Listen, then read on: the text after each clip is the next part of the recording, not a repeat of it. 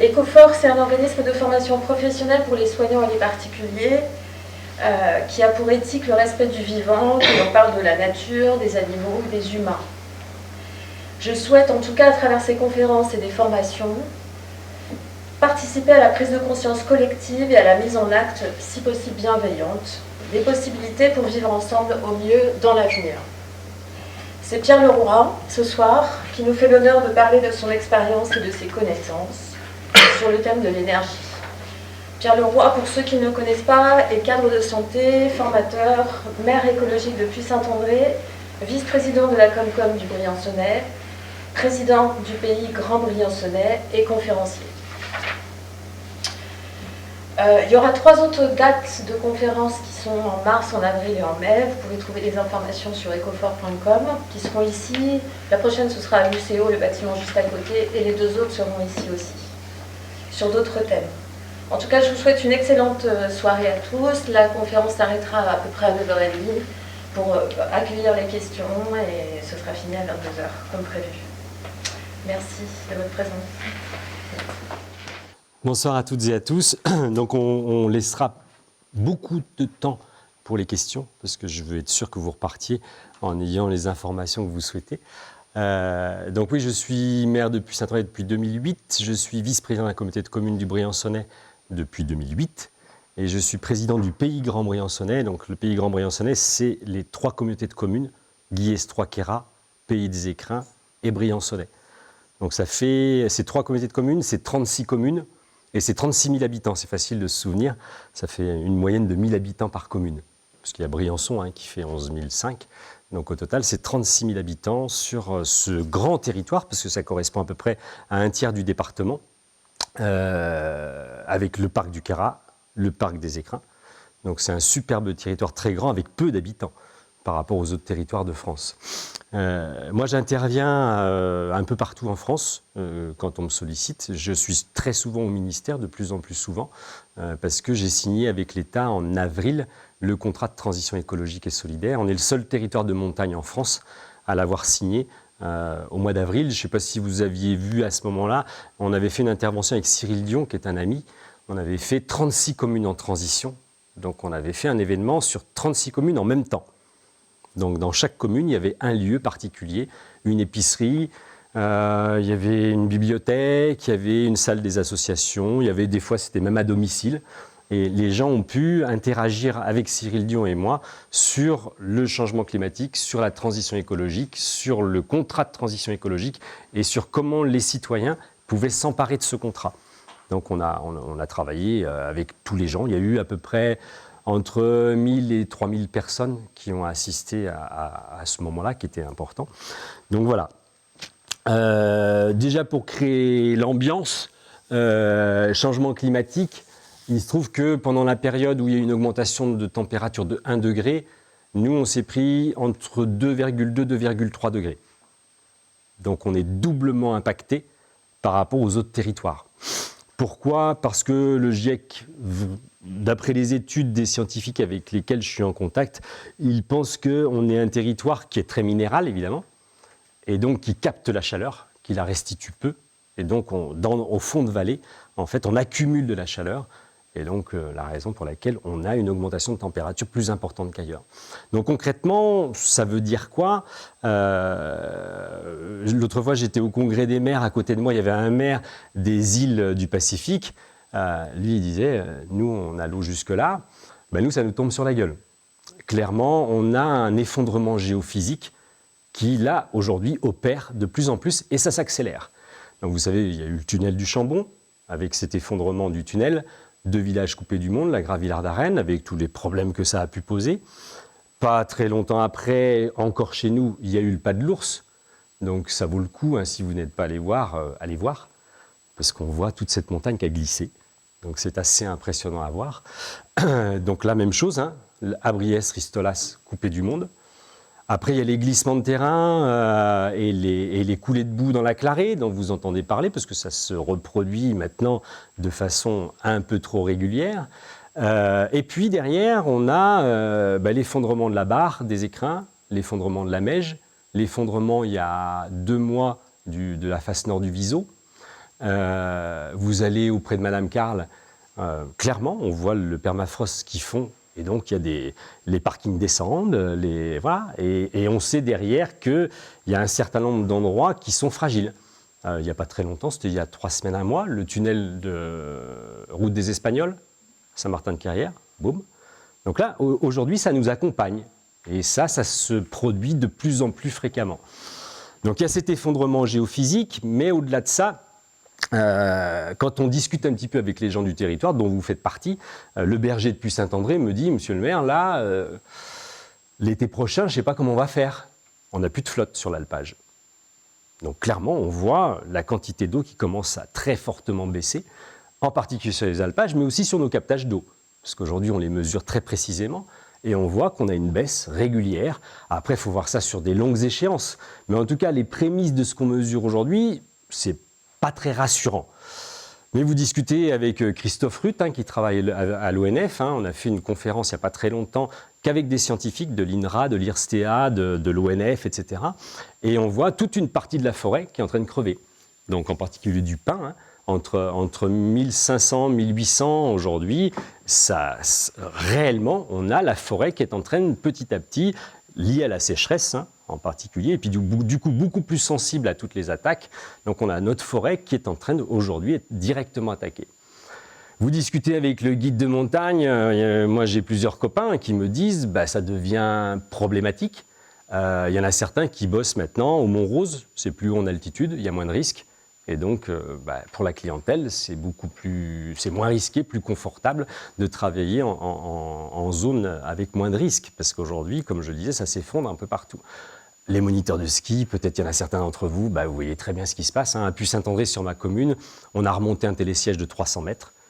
On l'a démonté, on l'a monté plus haut parce que il faut s'adapter et on le voit sur plein de problèmes. Je ne sais pas si vous avez vu les médias ces jours-ci, tous les débats sur l'enneigement avec des hélicoptères, ça crée beaucoup de polémiques, ça discute, mais réellement, il y a un vrai problème sur l'ensemble des territoires et en particulier en montagne.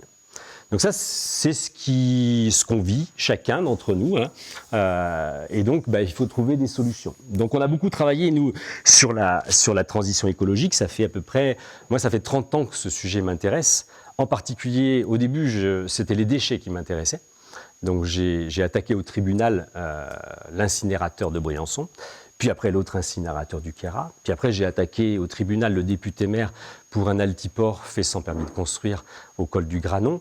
Bref, j'en avais marre de faire contre, et à un moment donné j'avais envie de faire pour. Comment arriver à construire les territoires et puis à développer notre territoire de telle sorte qu'on puisse supporter ce qui nous attend. Donc on a, sur la commune de Puy-Saint-André, alors il y a un bouquin que vous pouvez trouver, je ne touche pas de dividendes dessus, qui s'appelle « Ces maires qui changent tout ». Vous avez 6 communes de France avec une étude qui a été faite sur la transition écologique dans les territoires en fonction du nombre d'habitants. Donc vous avez Paris avec Anne Hidalgo, c'est le dernier chapitre. Avant, il y a Grenoble avec Éric Piolle. Donc c'est les 2 grandes villes. Les plus intéressants, c'est pas ça. Les plus intéressants, c'est les 4 petites communes. Donc il y a Loos-en-Gohelle avec Jean-François Caron, qui est un ami qui est dans le Pas-de-Calais. Il y a aussi Ungersheim, que beaucoup de gens connaissent, en Alsace, avec Jean-Claude Mensch. Et puis il y a une toute petite commune de Bretagne qui s'appelle Trémargat, et puis Saint-André, donc, où on a travaillé sur tous les aspects de la transition écologique. Donc j'aborderai plein d'autres sujets sur les autres conférences. Là, on va parler plus particulièrement de l'énergie, c'est pour ça que vous êtes là.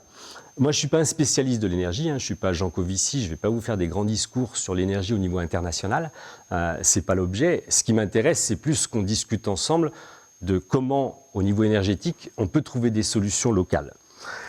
Mais rapidement, pour vous donner quelques chiffres, sur Puy-Saint-André, on a baissé de 75% la consommation d'eau potable, on a baissé de 40% la consommation d'énergie, on a baissé, là, sur la communauté de communes, parce que je suis le vice-président chargé, entre autres, des déchets, on a baissé de 40% la production de déchets, on est passé de 12 200 tonnes à 7 500 tonnes d'ordures ménagères résiduelles, on a planté 7 ou 8 000 arbres, on a créé une réserve naturelle régionale de 600, maintenant 750 hectares. On a créé une association foncière pastorale de 1000 hectares avec laquelle on installe les maraîchers à 1500 mètres d'altitude, etc., etc. Enfin, on a fait plein de choses concernant la transition écologique en essayant de faire que demain, on puisse avoir les outils qui nous permettent de nous adapter. Comment faire pour que demain, les citoyens puissent changer de pratique. Donc ça, c'est ce qu'on martèle en permanence. Il faut que les collectivités, il faut que l'État, j'étais avec le Premier ministre il y a 6 semaines, en disant, mais les élus locaux, ce sont des soignants. Nous, notre rôle, c'est de prendre soin d'un territoire, en tout cas de tenter de prendre soin d'un territoire et d'une population. Comment, en tant qu'élu, on peut faire que les gens qui veulent changer de pratique, on leur donne les outils pour le faire. Parce que vous habitez en zone rurale, vous voulez vous passer de votre voiture, c'est un peu compliqué. Donc là, aujourd'hui, le rôle des collectivités, c'est de donner les outils pour que les gens, demain, puissent trouver leur solution pour changer leur pratique. Ça, c'est vraiment le chantier qu'on a devant nous. Donc il y a des décisions qui doivent venir de l'État, et puis des décisions qui peuvent venir, en tout cas, des élus locaux et des citoyens. Donc concernant ce qu'on a fait sur l'énergie, nous, on a toujours travaillé sur le principe de négawatt. Donc, ceux qui ne connaissent pas, je vous conseille d'aller voir. Hein. Vous tapez négawatt sur Internet. Ce sont des scientifiques, je crois qu'ils sont 150 à peu près, qui travaillent depuis maintenant, ça doit faire une quinzaine d'années. Et au début, leur préoccupation, c'était la sortie du nucléaire. Donc, ils ont bossé sur comment, demain, arriver à se passer de nucléaire en étant autonome en énergie. Et donc, ils ont créé un certain nombre de scénarios que vous pouvez trouver sur Internet. Il y a des bouquins qui sortent régulièrement où ils améliorent le travail de scénario. Et donc, ils font des propositions pour sortir du nucléaire et être autonome en énergie. Et les 3 piliers sur lesquels ils travaillent, donc je vous invite à aller voir, c'est sobriété, efficacité, puis production d'énergie renouvelable. C'est-à-dire que la priorité n'est pas de produire, surtout pas, c'est déjà de consommer le moins possible, d'être efficace dans le fonctionnement de nos appareillages, et après de compenser ce qu'on consomme. Mais de produire de l'énergie, de toute façon, il n'y a pas d'énergie propre. Toute énergie est polluante. Donc quand on sait ça, on comprend bien que la solution n'est pas de produire. Tartiner le territoire de capteurs photovoltaïques, mettre des centrales hydroélectriques partout, on sait faire, c'est assez facile. Aujourd'hui, il suffit de payer, et aujourd'hui, produire de l'énergie, c'est assez simple. Mais ça a des impacts environnementaux qui sont sévères quand même. Donc là, il faut bien l'avoir en tête, et on se rend bien compte qu'aujourd'hui, la population, et à juste titre, on sent parmi les citoyens beaucoup de gens qui commencent à revendiquer, et ils ont raison, par rapport à la production d'énergie renouvelable, en disant c'est bien gentil, mais ça a des impacts et on aimerait que ça en ait le moins possible. Donc travailler sur la sobriété, c'est pas simple. Déjà, c'est pas très sexy. On coupe pas de ruban. Voilà, ça fait pas rêver. Puis on a l'impression de s'amputer de quelque chose, de faire un effort, etc., etc. Et pourtant, c'est ce qu'on doit faire. Aujourd'hui, c'est la priorité sur le territoire.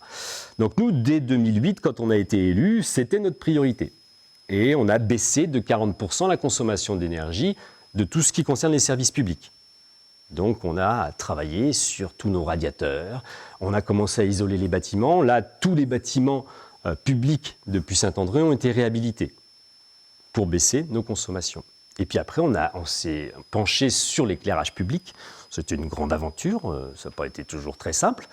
Je vais vous raconter, parce que souvent on me dit avec vous, on a l'impression que tout est possible. Il y a des fois, il y a des situations difficiles où ça ne marche pas toujours. Là, en l'occurrence, on a éteint l'éclairage public à Puy-Chalvin, donc le hameau tout en haut de Puy-Saint-André, entre minuit et 5 heures. On avait averti les gens, évidemment. Et les gens sont venus la semaine d'après en nous disant « Oh, c'est génial, mais vous ne pouvez pas éteindre toute la nuit ?» Et on se dit, non, on va rester raisonnable. Déjà, entre minuit et 5 heures, c'est pas mal. Et le conseil municipal, finalement, s'est senti en confiance. On s'est dit, on va pouvoir généraliser. Et puis, en tant que démocrate, on n'était pas obligé. J'aurais très bien pu prendre un arrêté en tant que maire, et puis, hop, en avant. On s'est dit, on va faire les choses bien, on va faire une délibération du conseil. Et donc le conseil, vous savez comment ça marche, une semaine avant, on affiche, etc., etc. Et le jour du conseil, on s'est pris une pétition avec, je crois qu'il y avait 45 signatures, mais surtout hyper agressive, en disant vous commencez à nous gonfler, les écolos, etc., etc. Bref, et nous, ça nous a sidérés parce qu'en fait, on s'y attendait pas du tout, quoi. Et on a essayé de comprendre, donc on a essayé de discuter avec les gens. Et là, on s'est rendu compte, c'était la première expérience, hein, en tant qu'élu, on s'est rendu compte qu'il y avait une part d'irrationnel, quoi. Les gens, ils ont vu l'électricité arriver. Et nous, on arrive, la gueule enfarinée, et schlac, on éteint entre minuit et 5 heures. Et ça a été insupportable. Les gens n'ont pas supporté. Il y a même une dame qui me dit, parce que je dis, mais expliquez-moi, je ne comprends pas. Elle me dit, ben moi, figurez-vous que j'ai besoin de la lumière pour m'endormir. Je dis, oui. Et alors? Eh ben, quand je vois le lampadaire, moi, ça me permet de mieux dormir. Alors je dis, bah oui, enfin, là en l'occurrence, le lampadaire, bah, c'est les citoyens qui aujourd'hui payent la lumière pour que vous puissiez dormir. Moi, je vous propose de prendre une petite lampe chez vous et puis ça va faire pareil. Bah non, c'était pas possible. Et en fait, bah, c'est là qu'on se rend compte en tant qu'élu que parfois, bah, on est confronté à de l'irrationnel. Et là, qu'est-ce qu'on fait? On y va ou on lâche prise et on se dit... on a fait le choix de lâcher prise. On s'est dit, tant pis. On a maintenu sur Puy-Chalvin et on a laissé comme ça sur Puy-Saint-André. Puis le temps a passé. Et puis, au bout de, quand même, régulièrement, le conseil disait, on y va. Et au bout de 5 ans, on a dit, on y va. Et puis, en fait, c'est passé tout seul. Il n'y a eu aucune remarque. Déjà, les gens s'en sont à peine rendus compte, en fait, parce qu'entre minuit et 5 heures, à minuit, à Puy-Saint-André, il n'y a pas beaucoup de monde dans la rue, quoi. Mais, et en fait, c'est passé tout seul. Donc voilà, c'est pas toujours simple. Des fois, on se retrouve confronté à des choses qui ne sont pas simples. Donc on a travaillé, oui, sur la sobriété, on a donc baissé nos consommations, et parallèlement, en même temps que nous avons fait ça, on a discuté avec les gens. Donc c'était dans notre programme, on les a invités à une réunion publique, ils étaient 45, je crois. Donc ça, c'était en 2008. Et on leur a dit, voilà, toute notre équipe, vous avez vu sur le programme, vous nous avez élus avec 65% des voix au premier tour, donc sans doute que ça vous convient, mais on avait envie de discuter avec vous. On a envie que l'énergie soit publique, citoyenne, renouvelable et locale. Donc c'était les 4 termes pour nous qui étaient importants. Est-ce que ça vous convient? Et les gens ont dit oui. Donc on a dit, ben, on y va, on va créer une société. Ah bon? Ouais. Est-ce que vous êtes prêts à participer financièrement? Et les gens disent oui. Donc on a créé une toute petite société, mais c'était la première en France, c'est la première société d'économie mixte en France qui associait des citoyens à une collectivité pour produire de l'énergie. Elle s'appelle la SEV. SEV, c'est soleil, eau, vent, énergie. Et c'était sympa parce que la SEV, c'est la biomasse en puissance, donc pour nous, ça correspondait à tous les volets des énergies renouvelables sur le territoire, potentiellement utilisables. Et donc, je pourrais répondre plus à vos questions dans le détail si vous avez envie. Donc, on a créé une société avec 100 000 euros de capital social. Une SEM, c'est 51% d'argent public, donc la commune, 51 000. Et puis le reste, les citoyens. Et puis, le DSB qui a voulu... Le DSB, c'était l'opérateur de Briançon et de Saint-Martin-de-Carrière, qui s'est dit, vaut peut-être mieux être dedans que dehors. Donc, EDSB, il faut savoir, c'est EDF. Hein. Il y a 49% du capital de DSB, c'est EDF. Et 51%, c'est la ville de Briançon. Et donc, on a discuté de nucléaire d'ailleurs avec le directeur de l'époque, c'était assez sympa, parce qu'on n'était pas nécessairement complètement d'accord. Et le DSB a demandé à rentrer au capital, et nous, on a dit, pas de problème, hein, plus on est nombreux, mieux c'est. Et donc, avec 100 000 euros de capital social, on a mis une première centrale, puis une deuxième, puis une troisième. Et puis après, on s'est dit, on va aller polliniser les voisins. Donc, on a débarqué à Saint-Martin-de-Carrière, on est allé à Briançon, on a essayé d'aller voir les voisins pour installer des centrales. Aujourd'hui, nous avons 20 centrales qui sont reliées au réseau.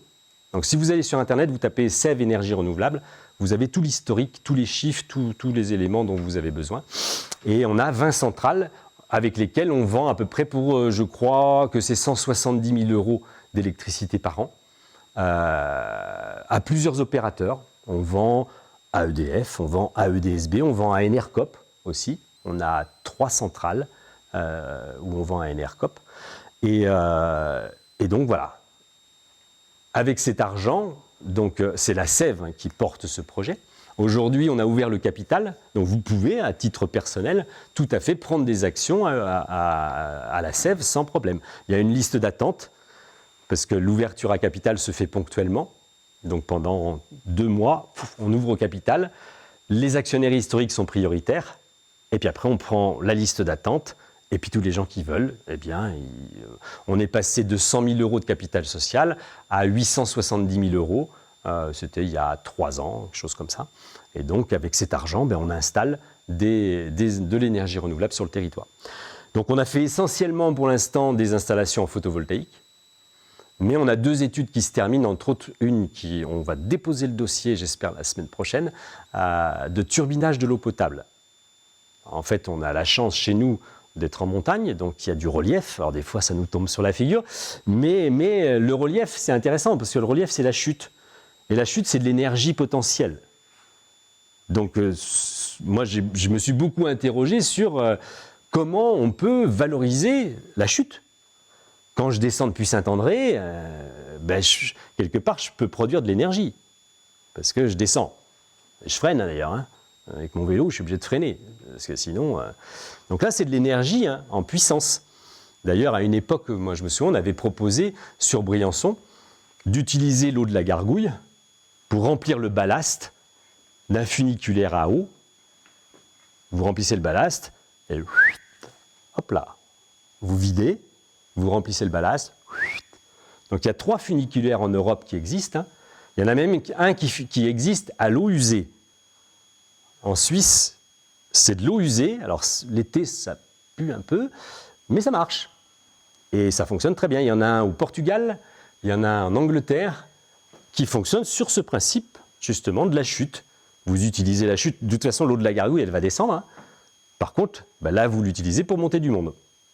Donc c'est des sujets qui sont vraiment intéressants, où les collectivités peuvent s'interroger là-dessus, pour trouver des solutions. Puis alors, je ne vous dis pas, au niveau touristique, c'est de la balle, quoi. Vous vous déplacez avec de l'eau, c'est quand même génial. Et là, en l'occurrence, nous, c'est arriver à turbiner l'eau sur des conduites qui font, chez nous, à peu près, entre le captage d'eau et l'alimentation de la commune, ça fait 300 mètres de chute, 400 mètres de chute, à peu près. Et le comble, c'est que sur ces canalisations, on installe ce qu'on appelle des brises-charges.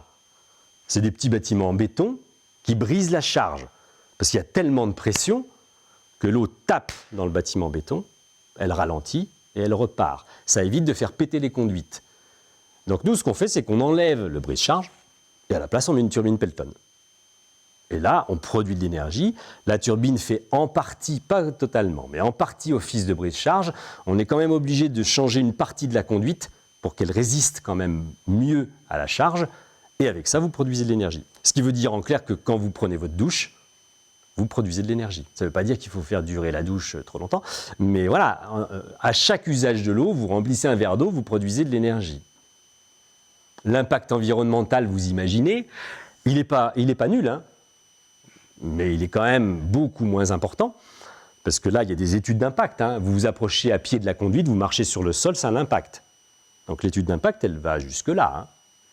Donc là, nous, on a fait ces études d'impact. On doit déposer le dossier au CODERST, donc c'est l'organisme qui étudie le dossier et qui donne l'autorisation, parce que là, on touche à l'eau potable quand même. Donc il faut que la turbine soit évidemment à l'abri de l'eau que vous allez boire. Donc il y a quelques précautions, mais finalement, ça marche très bien. Donc ça, c'est un projet qui existe déjà. On avait fait l'étude, nous, sur la ville de Briançon. Donc il y a plusieurs turbines en série sur l'alimentation en eau potable de la ville de Briançon. Et là, on envisage, je vous dis, de le faire sur Saint-Martin-de-Carrière. Donc la mairie, on a déjà discuté de comment ça va se passer, etc. C'est la gamelle du chien, mais voilà. Et puis autre chose, tout à l'heure je vous ai dit, la sève, c'est soleil, eau, vent, énergie. Soleil, on en a un petit peu parlé, pas complètement. Ce que je ne vous ai pas dit, c'est que Puy-Saint-André est la 3e commune de France en solaire thermique. 3e commune de moins de 2000 habitants, exactement. C'est-à-dire qu'il y a plus d'1 mètre carré de capteur thermique par habitant.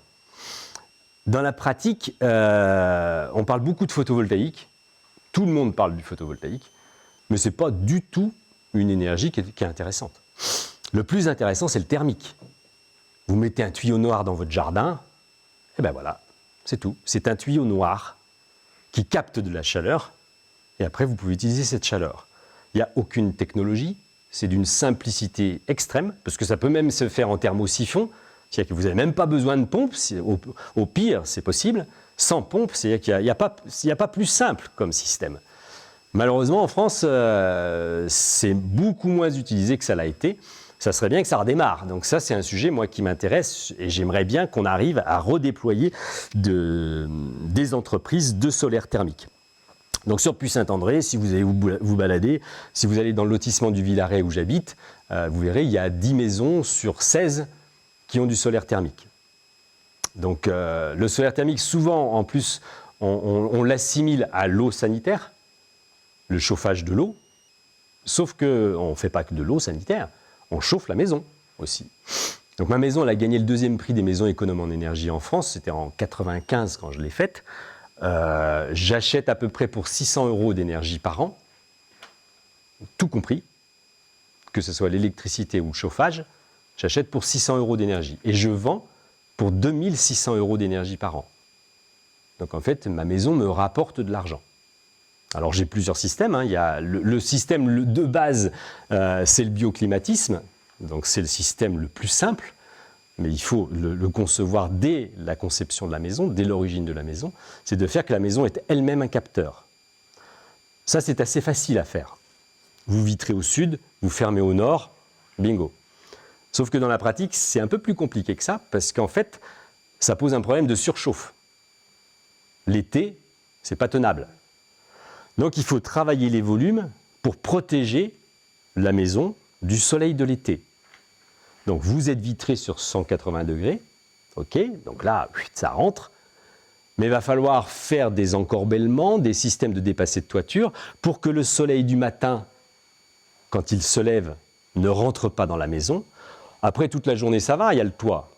Et puis le soleil de l'ouest, en fin de journée, il ne faut pas qu'il rentre dans la maison. Donc là, il y a des systèmes qu'on bidouille, et ça marche. Hein. Moi, chez moi, il fait très frais l'été. Par contre, on a complètement empêché le soleil de rentrer l'été à l'est et à l'ouest. Et après, le reste, toute la journée, le soleil, l'été, il fait ça. Par contre, l'hiver, si vous êtes vitré à 180 degrés, là, aujourd'hui, moi, je ne chauffe pas. Hein. Chez moi, je chauffe, il n'y a que le solaire. Il n'y a pas de chauffage complémentaire. Et je consomme l'équivalent de 2 à 3 stères par an, à 1520 mètres d'altitude. Donc ça, c'est possible, ça fonctionne très bien. Et puis, je ne vous dis pas les économies que ça représente financièrement. Et en termes de CO2, évidemment, voilà. Donc cet exemple, moi, que j'ai utilisé chez moi, après, on a essayé de le déployer sur la commune. Donc on a incité les gens à s'intéresser au bioclimatisme, au solaire thermique, et puis au solaire photovoltaïque en plus, qui est arrivé secondairement. L'hydroélectrique, j'en ai un petit peu parlé. Donc, on a des projets aussi en hydroélectricité sur les torrents, même si l'impact, il est quand même pas anodin pour le coup. Donc ça, avec beaucoup de précautions, d'interrogations, c'est un sujet compliqué parce qu'on a déjà pas mal turbiné hein, les torrents sur le territoire. Donc, avec beaucoup de précautions. Le photovoltaïque, nous, c'est interdit toute installation au sol. Si vous allez dans les Alpes de Haute-Provence, si vous allez à Perpète, vous voyez ces énormes champs photovoltaïques qui posent d'autres problèmes parce qu'en fait, ils sont la plupart du temps éloignés de toute habitation, donc de tout consommateur. Et donc, vous avez de la perte en ligne. Petit à petit, les électrons, ils se barrent. Et à la fin, plus vous êtes loin d'un consommateur, plus vous avez de pertes. D'où l'intérêt de faire en toiture, parce qu'en général, sous le toit, il y a quelqu'un. Et donc, il y a un consommateur déjà dessous. Donc, nous, ce qu'on a privilégié, c'est que des installations en toiture, pour l'instant. On ne s'est pas interdit de mettre des installations sur des friches industrielles, sur des anciennes décharges. Donc, là, on a un projet potentiellement, mais pour nous, ce n'est pas la priorité. Et puis ensuite, on a travaillé sur l'éolien, avec aussi, évidemment, des impacts. À tout point de vue. Hein. Ce dont je n'ai pas parlé, il y a les impacts visuels, mais il y a les impacts aussi en termes de bilan carbone. Parce que si vous faites du photovoltaïque, là je peux vous dire que ce sont des métaux rares, avec du transport. Donc ça, c'est un bilan carbone qui n'est pas anodin. Alors en gros, sur les nouveaux capteurs, sans rentrer trop dans le détail, mais il faut à peu près 1 an et demi de fonctionnement d'un capteur pour produire l'énergie nécessaire à le fabriquer. Donc ça va, c'est raisonnable. Mais il reste quand même qu'il y a des métaux rares, et s'ils s'appellent rares, c'est pas pour rien. Ça veut dire qu'il va venir un moment, ça va vraiment poser un problème. Sur le recyclage des capteurs, on en est aujourd'hui à 98%. C'est-à-dire qu'un capteur, une fois qu'il est mort, on peut en recycler 98% de sa nature, en sachant qu'il y a très peu d'usines de recyclage, parce qu'il y a très peu de capteurs à recycler. Parce que les capteurs, ils durent, et tant mieux, ils durent très longtemps. Aujourd'hui, on en est à dire 45, 50 ans, on ne sait même pas très bien, parce qu'en fait, ils ont une perte de productibles, petit à petit, mais qui n'est même pas évidente, parce que je vois les capteurs en ce moment, nous, qu'on installe, normalement, ils doivent perdre à peu près 2% par an. Dans la réalité, les capteurs chez moi, ils produisent plus que quand je les ai achetés. Mais c'est lié au changement climatique. Ce n'est pas lié aux capteurs. Les capteurs, évidemment, ils produisent moins, mais comme il y a moins de masques, il y a moins d'intempéries, etc., bah, du coup, ils produisent plus. Donc d'année en année, je vois, moi j'ai ma courbe qui augmente. Et on le voit aussi sur les capteurs de la sève. Donc c'est pour ça que c'est difficile de dire combien de temps va durer un capteur. Alors il y a une usine de recyclage qui vient de s'installer en région PACA, j'ai plus le nom de la commune, je dois aller voir d'ailleurs. C'est la seule usine de recyclage que je connaisse. En France, j'en connais pas d'autres. Donc ça commence à peine à se déployer. Pour en revenir à l'éolien, on ne s'est rien interdit, on s'est dit on va voir, faut aller voir. Et donc on a mis un mât de mesure de 50 mètres de haut. Si vous allez à Puy-Saint-André, si vous faites du ski à Serre-Chevalier, quand vous débarquez au col du Prorel, c'est sur Puy-Saint-André. Et là, vous avez un mât de mesure de 50 mètres qui a mesuré et qui a été démonté là il y a 3 mois. Donc c'est tout récent qu'on l'a démonté. Il était, voilà, vous avez une photo là. C'était un grand mât de 50 mètres de haut, en plein milieu du col, en plein milieu des remontées mécaniques. Et avec ce mât, on a mesuré le potentiel éolien. La semaine prochaine, on va avoir toute l'analyse d'un bureau franco-allemand sur finalement qu'est-ce que ça donne.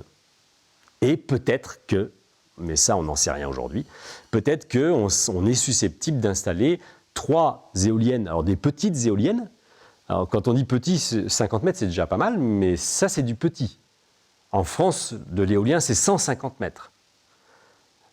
Après, il y a les micro-éoliennes qui ne nécessitent pas de permis, juste une déclaration préalable de travaux. Ces micro-éoliennes, elles font 12 mètres. Donc là, on est plus sur du 50 mètres, ce qui correspondrait à une production de 2,5 MW, ce qui est déjà quand même conséquent. Donc ça, c'est le projet, en sachant qu'au pied, on a 2 réseaux de 20 000 volts, parce qu'il y a Serre-Chevalier qui pompe, et qui pompe. Donc là, je ne sais pas si vous avez vu sur les médias, Serre-Chevalier, la transition écologique, c'est en ce moment, partout en Europe, on ne parle que de Serre-Chevalier, de la transition écologique sur les médias, parce qu'en effet, il y a un effort sur la sobriété, ils ont baissé les consommations, un effort sur l'efficacité, et ils ont commencé à déployer des capteurs souples sur les remontées mécaniques, et du micro-éolien. À Puy-Saint-André, il y a 2 micro-éoliennes au col du Prorel de 12 mètres qui en ce moment, elles tournent, elles produisent. Si vous allez skier, vous allez les voir, vous faites le tour des éoliennes. Donc voilà, pour en revenir quand même à une chose importante, c'est ça que vous pouvez trouver si vous allez chercher. Donc tout à l'heure, on disait, je suis président du pays Grand-Briançonnais, et donc nous, on est chargé d'un plan climat. Pour vous qui vous intéressez à l'énergie, vous avez le diagnostic du territoire. Et c'est passionnant. Je vous conseille d'aller voir. Je ne vais pas vous le lire ce soir parce qu'il y a de quoi faire, mais vous avez tout le détail. Vous avez précisément comment est notre territoire, les 3 communautés de communes, les 36 communes, sur les consommations énergétiques et la production d'énergie. Et c'est assez intéressant de voir exactement quels sont les résultats. Il faudrait que je retrouve la page, elle est par là. Je crois que c'est 47, j'avais dû le marquer. Oui, c'est ça.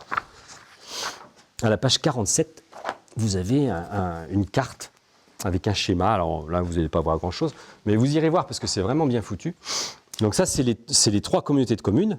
Il y a le Briançonnais, le Pays des Écrins et le Guillestrois-Queyras.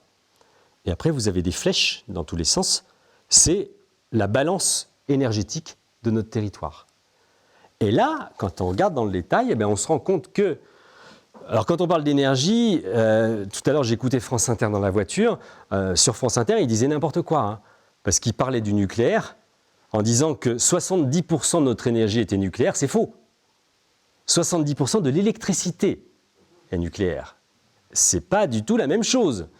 Donc, il lançait un débat sur la fermeture de Fessenheim. On aurait pu attendre que le discours soit plus clair quand même. Bref, là vous avez toutes les consommations énergétiques du territoire et vous avez les productions énergétiques du territoire.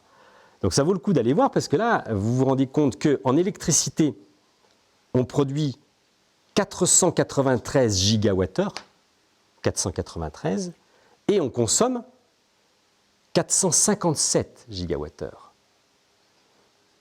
C'est-à-dire qu'aujourd'hui, sur le pays Grand Briançonnais, on produit l'électricité qu'on consomme. C'est pas anodin. Et c'est évidemment directement lié à l'hydro. Parce que c'est ça qui produit notre énergie. En particulier, il y a le barrage, etc. Donc c'est essentiellement... Après, ce qui est important, c'est cette grosse flèche-là. Et celle-ci, elle fait très mal. C'est les produits pétroliers. C'est aussi l'énergie. Et là, on est à 549 gigawattheures qui viennent de l'extérieur. Et on n'en produit pas, évidemment. Puis de pétrole, puis Saint-André, il n'y en a pas. Chaleur, c'est à peu près équilibré, c'est pas très loin. Hein. On en produit, j'ai pas mes lunettes, mais 3 gigawattheures, on en consomme 23 quand même. Donc on n'est pas, Et puis chaleur biomasse, ça s'équilibre, 95 gigawattheures. Donc c'est important, hein. Vous avez une consommation totale annuelle de 1134 gigawattheures. On produit 590, c'est ce qu'on a dit tout à l'heure, en électricité. Et donc on a une balance énergétique qui est déficitaire de 550. Ça veut dire que il va falloir qu'on continue à travailler sur la sobriété, plein pot. En particulier, produits pétroliers, c'est quoi? C'est les transports. Beaucoup. Donc ça veut dire qu'on a un énorme travail à faire sur notre mobilité. Ça, c'est l'urgence. Après, ça ne nous empêche pas de travailler aussi sur les baisses de consommation électrique, c'est sûr. Et puis après, il va y avoir, j'allais dire malheureusement, le déploiement du véhicule électrique. Donc c'est sûr qu'on va avoir une augmentation des consommations électriques. Je dis malheureusement parce que si c'est pareil, en quelque sorte, on nous trompe sur cette affaire. Dans le sens où si véritablement on veut que le parc national de véhicules se transforme en véhicules électriques, on est à 58 réacteurs nucléaires, il faut doubler la dose. Donc doubler le nombre de centrales nucléaires pour pouvoir bouger, ça ne va pas être simple quand même. Hein. Donc aujourd'hui, le débat, ce n'est pas tant de dire contre le véhicule électrique ou pour le véhicule électrique, c'est plus de dire contre le véhicule individuel. Faire du véhicule électrique quand c'est du véhicule en commun ou quand c'est des flottes d'entreprises, là d'accord. Par contre, le véhicule individuel électrique, de toute façon, c'est voué à l'échec. Et le bilan carbone du véhicule électrique est catastrophique. Ce qu'on n'imagine pas. Parce que la fabrication du véhicule électrique est catastrophique. Ce n'est pas Pierre Leroy qui le dit, vous allez sur l'ADEME. L'ADEME, on ne peut pas dire que... Vous allez sur les sites internet de l'ADEME, vous aurez pas mal de choses sur ce sujet-là. Il y a un copain encore la semaine dernière qui ne croyait pas, je lui ai envoyé toute la doc sur l'ADEME. C'est un vrai problème. Changer de voiture aujourd'hui, c'est un casse-tête. Du coup, moi, au mois d'octobre, j'ai plus de voiture, j'ai décidé de ne pas changer de voiture. Donc je peux utiliser une voiture ponctuellement, mais tous les jours, je suis en vélo électrique. En vélo électrique, rien à voir. Le bilan carbone n'est pas du tout le même, ça n'a rien à voir que le véhicule, la voiture électrique. Alors après, il faut mettre des nuances là-dedans. Si c'est un véhicule électrique en autopartage, déjà ça peut changer la donne. Donc c'est des vrais sujets sur lesquels on travaille. Sur Puy-Saint-André, en tout cas, la production d'énergie a rapporté de l'argent. La commune de Puy-Saint-André loue ses toitures à la Sève, Donc ça lui rapporte des dividendes. Et en plus, la SEV a fait des bénéfices. Donc au bout de la 3e année, la SEV a distribué des dividendes à ses actionnaires. Donc les actionnaires étaient contents. Ils ne l'ont pas fait pour ça, mais en même temps, ça leur a rapporté autant que l'argent qu'ils plaçaient à la banque. Donc pour eux, c'était sympa. Et nous, en tout cas, Puy-Saint-André, cet argent-là a servi à travailler sur la mobilité. C'est-à-dire qu'on a mis en place une navette, pas électrique, mais on a une navette pour le marché du mercredi. À Puy-Saint-André, c'est essentiellement des personnes âgées qui utilisent la navette pour descendre au marché, pour remonter. Et en plus, ils sont ensemble, ils s'éclatent. On a fait la réunion de bilan, là, c'était il y a 4 jours, et ils disent, par pitié, on continue. Parce qu'en fait, c'est l'occasion de se voir. Plutôt que chacun descende dans sa bagnole, ils vont prendre le café au marché, et ils remontent avec leurs courses, et ça marche très bien. On a mis en plus, on a commencé à faire l'extension du périmètre urbain de la ville de Briançon jusqu'à Clos-du-Vas-Pierrefeu pour que demain, les gens puissent avoir du transport collectif à pas cher pour pouvoir se déplacer. À côté de ça, et là je change de casquette, je suis plus maire, je suis président du pays, on a été sélectionné territoire à énergie positive pour la croissance verte. Et donc, vous avez dû le savoir, on a subventionné les vélos électriques à 500 € le vélo. Donc je crois qu'on avait mis, de mémoire, j'avais mis 200 000 € sur cette opération. Donc sur Briançon, c'est les premières fois qu'il y a des vélos tout l'hiver, des vélos électriques qui se baladent dans la rue, on n'avait jamais vu avant. En plus, les conditions climatiques font que c'est beaucoup plus acceptable maintenant. Mais en tout cas, on a déployé des vélos électriques parce que dans les zones rurales et de montagne, c'est vrai que c'est une vraie solution. Moi, j'ai fait 4000 km en 2 ans. Je fais toute la journée, en fait, je fais Puy-Saint-André-Briançon avec mon vélo pour aller en réunion, en bas, en haut, etc. Donc ça fonctionne, ça marche très bien. Et finalement, ça permet de faire du sport. Et puis voilà, on est plus mal, on est moins mal en vélo qu'en voiture. Et moi, je supporte plus du tout d'aller en voiture. Ça me pèse à chaque fois maintenant parce que c'est un coût, c'est à prendre et après on y est bien. Donc voilà, la production d'énergie renouvelable, financièrement, peut permettre de travailler la sobriété. Un autre exemple, j'ai fait installer, c'était en 2009, une grosse centrale photovoltaïque sur le toit de la centrale d'épuration de Briançon. Quand vous arrivez sur la nationale, sur la droite, vous avez cette centrale d'épuration. Et là, il y a une grosse centrale photovoltaïque qui rapporte entre 60 et 70 000 € par an. Et donc, j'ai fait voter par les élus communautaires, ça a été voté à l'unanimité, un engagement moral, que ces 70 000 € soient fléchés. Alors évidemment, ils retombent dans le budget général, mais ils ont pris l'engagement moral que ces 70 000 €, on les mette sur la sobriété énergétique. Donc tous les ans, je ne suis pas obligé de mendier, d'avoir de l'argent pour pouvoir travailler sur la sobriété. Et on a réhabilité la crèche de Briançon au niveau énergétique. Là, on est en train de faire la MJC, mais on a changé toutes les huisseries du siège. On a petit à petit fait des travaux d'isolation de bâtiments grâce à la production d'énergie renouvelable. Et derrière, ça permet de faire des économies de fonctionnement. Donc du coup, c'est un cercle vertueux. Les énergies renouvelables permettent de faire de la sobriété et faire des économies aussi en termes de CO2, de production de CO2. À ce sujet-là, on a été, donc je vous disais, on a eu territoire énergie positive pour la croissance verte. Ça a été une grande aventure. On a eu 2 millions € de l'État. Quand je dis on, c'est le pays Grand Briançonnais. Et puis ensuite, on a eu 1 million € supplémentaires avec les C2E bonifiés. Si ça vous intéresse, je pourrais vous expliquer ce que c'est et comment ça marche.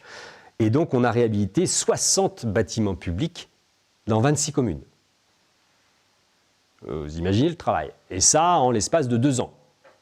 Donc, ça va de Saint-Véran à La Grave, en passant par Saint-Clément, en passant par toutes les communes. Il y a 26 communes, en tout cas, sur 36. Il y en a 10 qui n'ont pas saisi l'opportunité. Mais il y a 26 communes sur 36 communes qui ont eu entre 80 et 90% de subventions pour faire des travaux. C'est comme ça, tout à l'heure, je vous disais, les bâtiments de public de Puy-Saint-André, oui, on en a fait 3. On a réhabilité 3 bâtiments grâce à ces fonds qui sont venus de l'État et qui nous ont permis de baisser nos consommations énergétiques.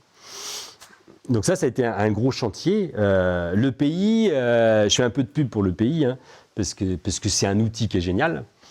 Il y a des gens qui me disent le millefeuille, etc., encore une nouvelle structure qui nous gonfle et qui ne sert à rien.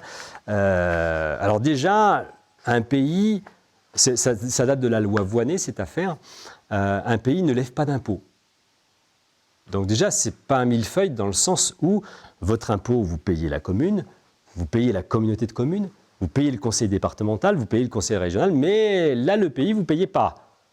Ce n'est pas votre impôt qui paye le fonctionnement du pays. Indirectement, c'est le cas, parce qu'en fait, c'est les 3 communautés de communes qui donnent de l'argent au pays pour monter du projet. Donc nous, on n'a pas de compétences en titre. On n'a pas la compétence déchets, la compétence transport, la compétence sociale, la compétence tout ce que vous voulez. Nous, notre seule compétence, c'est de faire du projet. C'est ce qu'on appelle un territoire de projet. Et donc, on fait du projet.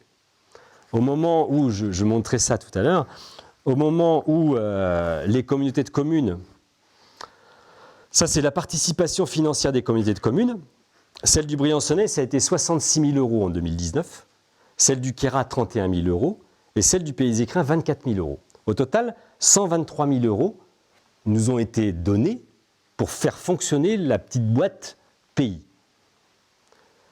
Et ça, c'est l'argent qu'on est allé chercher. 6,8 millions.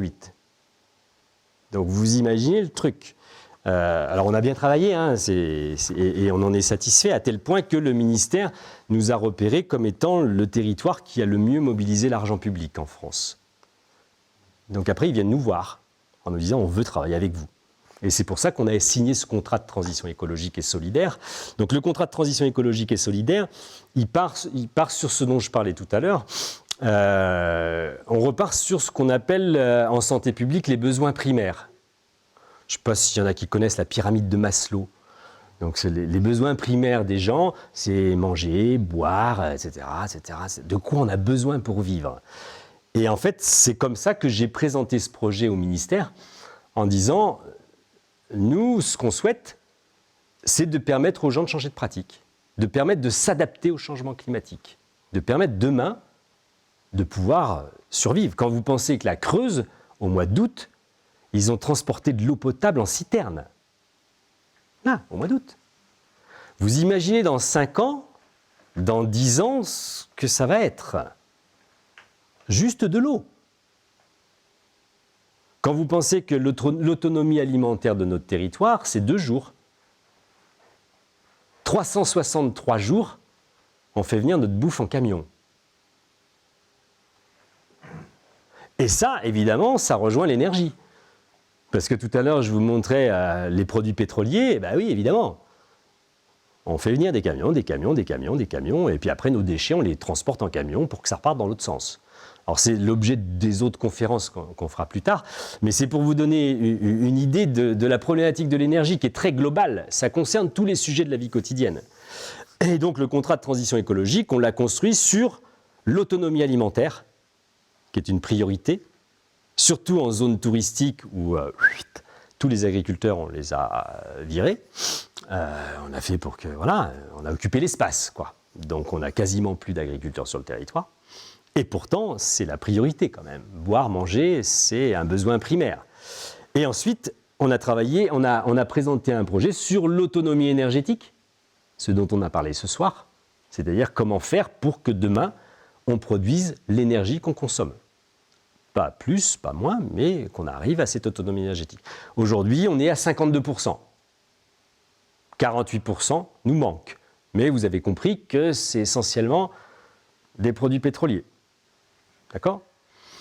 Alors après, si on fait du transfert sur le transport, enfin bref, voilà. Et oui, donc premier sujet, l'autonomie alimentaire. Deuxième sujet, l'autonomie énergétique. Troisième sujet, l'autonomie dans la gestion des déchets. Parce que vous avez vu récemment que l'Asie nous renvoie toutes ses poubelles. Parce qu'en fait, une grosse partie en tout cas de nos déchets recyclés, on les envoyait à perpète, avec évidemment du transport. Donc là, on a un gros projet sur la Roche de Rame. C'est un des projets du contrat de transition écologique et solidaire dont peut-être vous avez entendu parler, parce que la mairie a communiqué déjà dessus. Hein. Quand j'ai été élu, c'était en 2010-2011, je me suis rendu compte que nos boues d'épuration, qui sortaient de nos stations d'épuration, de l'ensemble du territoire, partent en camion, elles montent le Lautaret, elles descendent de l'autre côté, elles vont à Grenoble, après elles continuent à droite, et elles vont à Villarbonneau. 150 km pour des boues d'épuration. Et pour les composter. Là-bas, on fait du compost avec ça. D'accord ? Les déchets verts, en ce qui concerne le Briançonnais, alors après, suivant les Comcom, ce n'est pas tout à fait le même schéma, mais sur le Briançonnais, en tout cas, sur la communauté de communes du Briançonnais, l'autre jour, j'expliquais à une dame de Névache, quand vous tondez votre gazon, ma petite dame, et que vous mettez consciencieusement votre gazon en déchetterie, ce qui est très bien, sachez que votre gazon, il va faire 250 km. Il s'en va à Manosque. Et il est composté à Manosque. Donc ça, c'est nos déchets. Aujourd'hui, c'est ce qu'ils vivent. Donc vous imaginez les camions dans tous les sens. Hein. Alors, on en trimballe du matos. Hein. Et le plus rigolo, c'est que Serge Chevalier achète du compost dans la Drôme. Et il faut en venir du compost dans la Drôme. Cette petite histoire, rien que la communauté de communes du Briançonnais. Hein. Après, il y a les 2 autres communautés de communes. Sur les boues d'épuration, c'est 150 000 €. Non, pardon. Sur les boues d'épuration, c'est 350 000 € en transport-traitement. Les traitements, c'est simple, hein, c'est un mec. Hein. Sur les déchets verts, c'est 70 000 €. Donc on est déjà à 420 000 €. 420 000 € par an pour ces 2 types de déchets. Je ne vous parle pas des biodéchets, où là aussi, c'est du lourd. Serge Chevalier achète pour 60 000 € de compost. Vous voyez la facture, comment ça commence à faire, hein. Et donc, on a un projet, là, sur le bas, en aval de la zone du Plané. Donc après, sur le bas de la zone industrielle, d'installer une grosse centrale, là, pour le coup, qui traitera toutes les boues d'épuration et les déchets verts du territoire. Donc là, les kilomètres, ça n'aura plus rien à voir, parce que là, c'est essentiellement du transport. C'est que des camions qui vont dans tous les sens. Donc ça fait partie des projets du contrat de transition. Donc je vous ai parlé autonomie alimentaire, autonomie dans la gestion, autonomie énergétique, autonomie dans la gestion des déchets. Et le point suivant, c'est le logement. Et le point suivant, c'est la mobilité, dont on a un petit peu parlé. Je vais peut-être m'arrêter là, parce que après on rebondira suivant les questions. Je pourrais vous parler de plein d'autres trucs, hein, mais moi ce qui m'intéresse, c'est surtout de répondre à vos questions, parce que je pense que vous en avez certainement. Si vous n'en avez pas, on pourra continuer. Voilà. Donc à vous.